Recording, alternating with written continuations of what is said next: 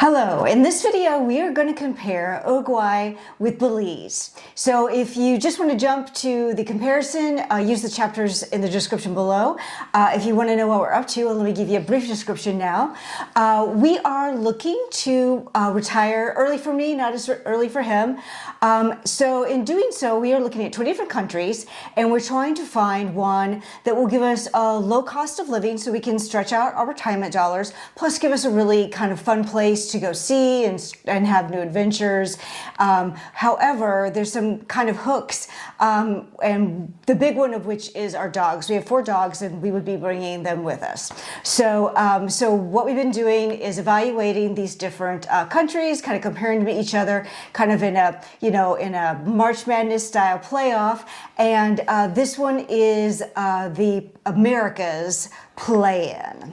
So whoever wins this goes on to play in the Sweet 16 as representative for the Americas. And I'll put up the different brackets as they are as we're going through them. So we've got 7 different areas that criteria that we're using, and like say one whole criteria, one whole section is all about the dogs and if we can move them.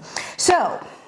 I did want to bring up too, somebody in one of the comments made a comment about you're comparing places you haven't been. So addressing that right on. Yeah, there are some places we haven't been because we can't go everywhere right away. So what we're doing right now is trying to narrow it down so we're just the few that we want to actually go to and put feet on ground and say, okay, this is going to be the place for me, because I wouldn't recommend that you just show up in a place that you've never been before. Some people do it, but I wouldn't. Correct. And the goal is to try to do at least our first trip by the end of summer to kind of go and do a look-see trip and see if it's someplace that we might want to consider moving to. And there's a lot of relocation tours pretty much everywhere these days that you can join in on. So we're kind of trying to get through this list of 20, whittle it down to at least, like, ideally 1, but probably what will happen is the first like 2 or 3 might be things we're interested in actually going to do some kind of look at before we commit. On to compare Uruguay and Belize. So both of these are pretty popular countries. Uruguay we didn't know as much about until we started doing expat searches, and then it started like filtering up into our feeds. And what we found out was it's a very European-like city. It's got a strong infrastructure. It's got seasons, because it's on the other side of kind of on the other side of the planet from where we are in the States. But it actually kind of has like 4 mostly mild seasons. So it's not like Belize, which is, really warm all the time. They've got kind of their own dialect of Spanish. So the Spanish, what little Spanish we know, we would have to kind of learn or relearn what little bit we know into kind of like their particular brand of Spanish. It's a very sophisticated area. They've got lots of wine, and all of the pictures that we have seen are very much European-looking city. And they make local wines too. They make their own wine there. We saw several things about wineries. So on to Belize. Belize is more, well, you probably have visited potentially if you've done a Southern Caribbean cruise. It's warm climate. It's going to be very island-like, very warm, very like lots of ocean things to do. It is a little less developed and has more infrastructure challenges. It has become somewhat popular with the expat crew, especially like people from the UK are kind of drawn to that. Probably the sunshine, which is kind of the opposite to some of the UK. So it is, but it's fairly low, sea level-y kind of stuff, unlike Uruguay, which has it has some low mountains and stuff like that. So it's got a less diversity in the land and the geographic. So. Okay, so the first thing that we focused on was the medical issues. So we look at how good a country is, how good their medical infrastructure is, and whether it will support us as we get older. This was almost unfair, really, because Uruguay is a more developed nation. It just has more to offer as far as infrastructure goes, and so it wins hands down over Belize. Belize, as we were looking at Belize, we've been to Belize, but never had to use the medical facilities. Thank goodness. But getting there can be a problem, and if you have a medical issue, more often than not, if it's a serious thing, you're going to have to leave the country. You're going to have to fly somewhere else, Mexico or back to the U.S. to take care of it. In Uruguay, that's not going to be the case. So for this one, Uruguay comes out head and shoulders above.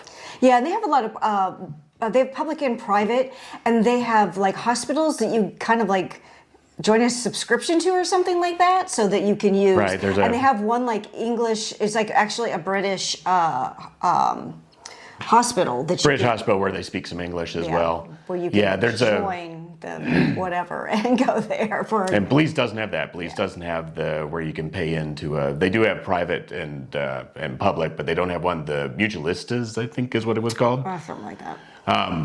So anyway, in Uruguay, they've got where you pay a subscription, basically a monthly fee, and then you get medical care. You can go to the better hospitals. Right, right.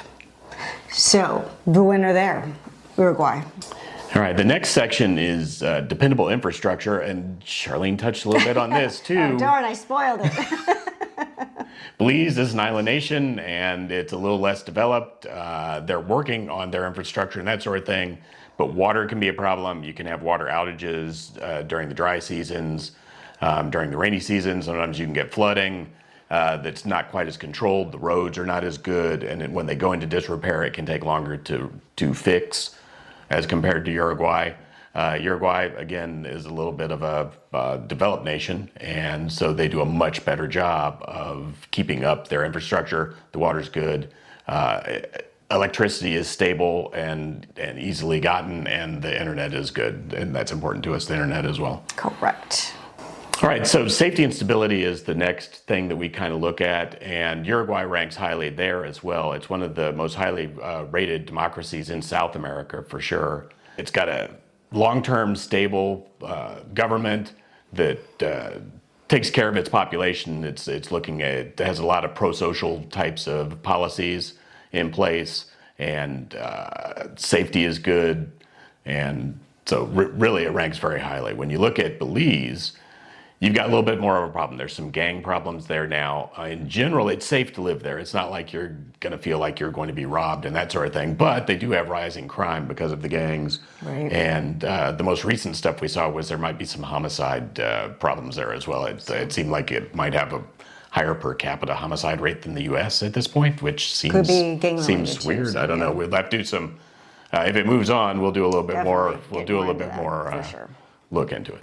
All right, so the next section is creature comforts. And here, Belize starts to make a comeback because the food's pretty good there. We've actually eaten there, so we have some experience with it. Doesn't have quite as many fine dining type of places, but it's a scene that is being actively increased and worked on there. Especially in the resort areas, you'll find some really good food in the resorts and things that cater to the vacationers, the tourists and stuff. Yeah, well, in general, if you go to the touristy areas on any of the islands, you're going to find nice things. Sometimes a little more expensive. Right. Uruguay has good food. It's got the gaucho culture. There's a lot of beef and steak there, so if you're a steak lover, that'd be great for you. And it's got, I would say, dishes that are more familiar to a U.S. palate than probably Belize does. Belize is going to have more Caribbean flair and a little bit more spice to it, potentially, than Uruguay. I thought Uruguay might, because South America, you think maybe that would have something like that, but it's from what we've seen, not so. I've watched a couple of places where people went and ate some things. So for food, pretty close. But other creature comfort things that we look at are, what's the temperature like? Where are the natural disaster risks like? And what's the third one? Like weather. Did you do weathers? Let me look real quick. I'm going to cheat. Yeah, severe weather. Yeah, you're right. So the severe weather risk. And in these categories, Uruguay pulls ahead because you do have the hurricanes that you have to worry about in Belize. The temperature is subtropical. It's going to be hot and muggy all the time. Now you can get some relief from that if you get out by the coast and get some sea breeze on you, but it's just going to be a little bit more. Well, we moved from Florida for a reason. Well, Uruguay actually, when I was researching that, it's on about the same latitude in the southern hemisphere as where we live right now is in the northern hemisphere. So the weather will be very similar to where we live now, except actually a little cooler than it is here in North Carolina. Yeah, it'll have 4 seasons. And it will have 4 mild seasons. Yeah. No snow. I don't believe I saw anything about snow. Of course, it snows pretty rare here too. That's but we true. did get some That's this year, nice, so yeah. we do get some. So it's a little bit more mild than here. So for the creature comforts, Uruguay just edges out. All right, so the next thing that we like to focus on is social factors, and that covers a variety of things.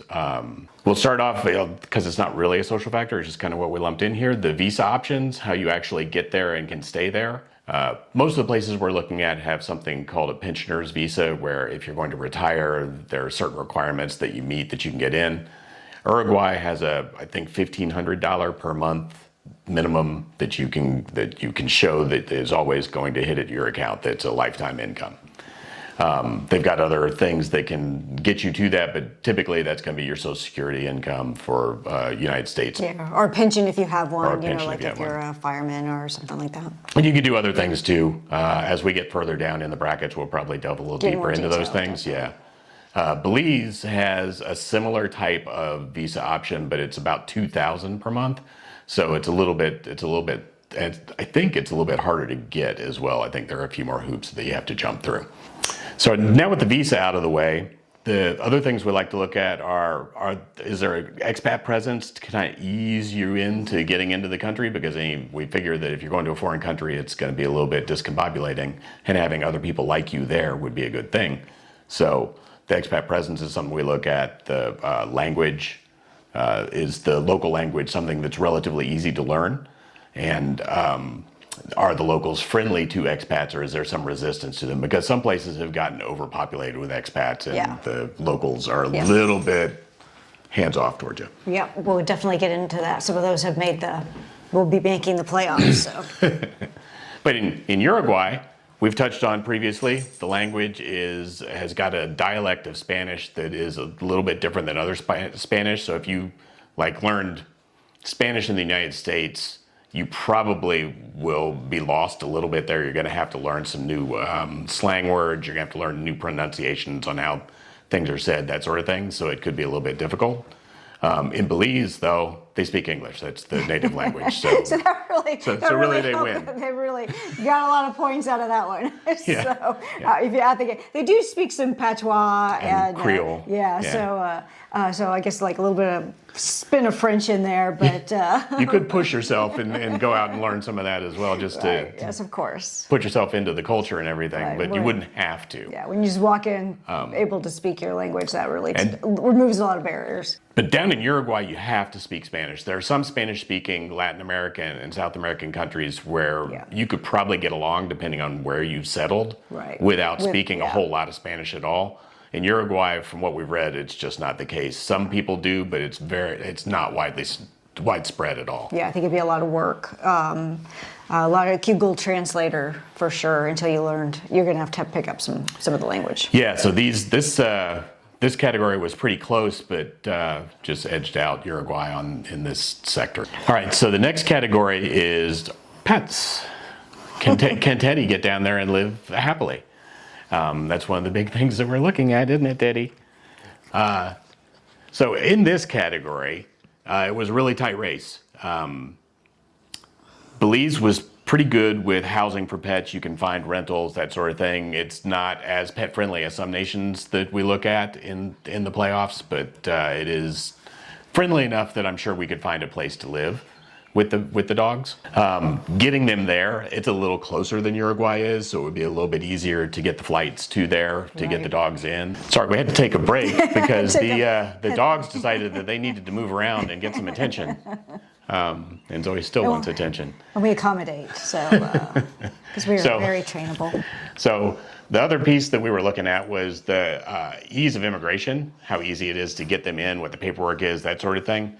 The two nations are very close in that regard. You do have to do certain things to get your dogs in, and relatively easy to do as long as you get all your paperwork in order. If your paperwork's in order, things are going to go smoothly.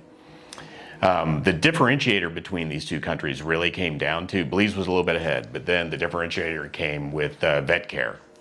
Much like the medical care, Belize is an island nation, and the vet care is potentially spotty. You might be able to get good vet care, but if you have anything that goes seriously wrong, you're probably flying to another country, Mexico or the United States, to get taken care of.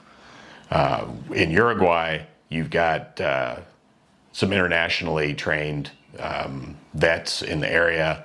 You might still have to really pick and choose where you went, and you might be a good distance from the best vet hospital. Or specialist. Or specialist, if you need a specialist, those kinds of things, if you do those things for your pets. For us, it's a pretty big deal, so that put them above on this factor. Okay, so now for the final category to look at today is the cost of living. And that's going to include things like your housing, how expensive it is to drive a car. Can you eat out at a good local place? Can you eat out at a good, a more expensive kind of place? Not necessarily fine dining, but a mid-level to high level dining place. How much your electricity is, and how much your groceries cost. Yeah. In later videos, we'll probably look at the tax regime as well. Mm-hmm. We're not looking at that very carefully right now. Again, thank you, those of you who commented in the comments to mention that. We had thought about it, we just hadn't thought to put it into any of our videos. So that's coming in some later videos. Another quick break, he's still barking. There's somebody walking across the front of our house, and Teddy is guarding us. Apologies. Thank goodness we're safe now. But when we were looking at the cost of living in these two places, very different places, I was surprised at how close they were when I was going through and finding out, is the place to eat at a nice local restaurant the same or close, which one was going to be cheaper? All right, so eating out is a big deal. We like to eat out. You may not have noticed, but I haven't missed a meal. So eating out is a big part of our lifestyle. We'd like to be able to get out there, but we know when in retirement we're not going to be able to be making it rain all the time. So a good local place and eating relatively inexpensive local food is kind of what we're hoping to find. Uruguay does not rate very highly with that. It's not a whole lot less expensive than where we are in Raleigh for local food. Right. At a fine dining restaurant, if we go out at a fine dining and spend a little more, it actually gains some ground on Raleigh, so that's a pretty good thing. But in Belize, it's pretty cheap both places. It's a little bit cheaper it's a lot cheaper at the eating out at a local place than Uruguay, but at the more expensive place, it's also just a little bit cheaper. So it wins the score for the eating out anyway.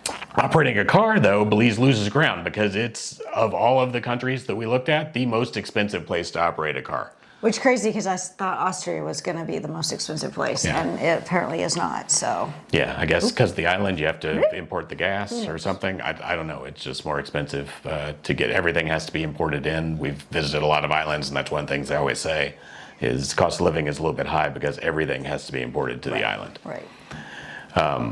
So Uruguay wins on that factor. And then affordable groceries, it's about the same. So when you take all of this stuff and kind of compress it together, and rent. Yeah, important thing, rent. That's rent. I almost forgot. You have to have a place to live. You're not going to live on the beach. Well, you could. Not on the beach, on the beach. Okay, all right.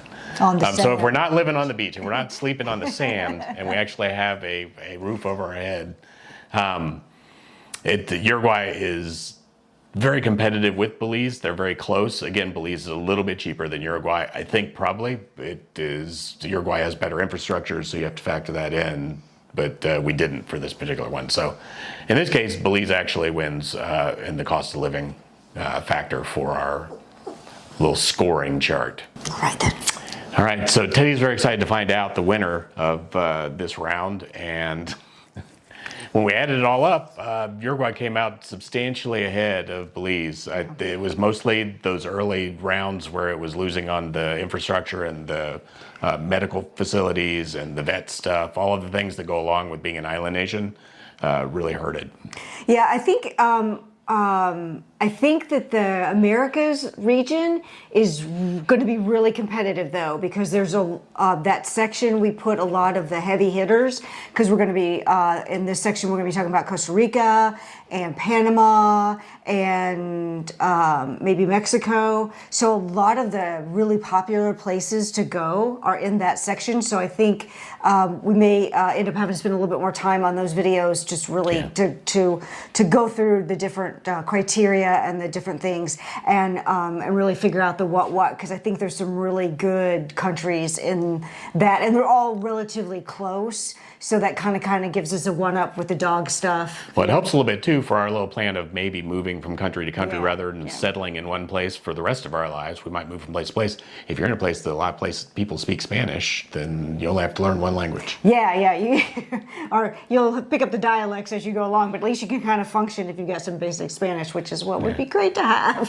So So basic something. So miracles will be fun. yeah, all right. So thank you for watching, and until next time, live your truth and live well.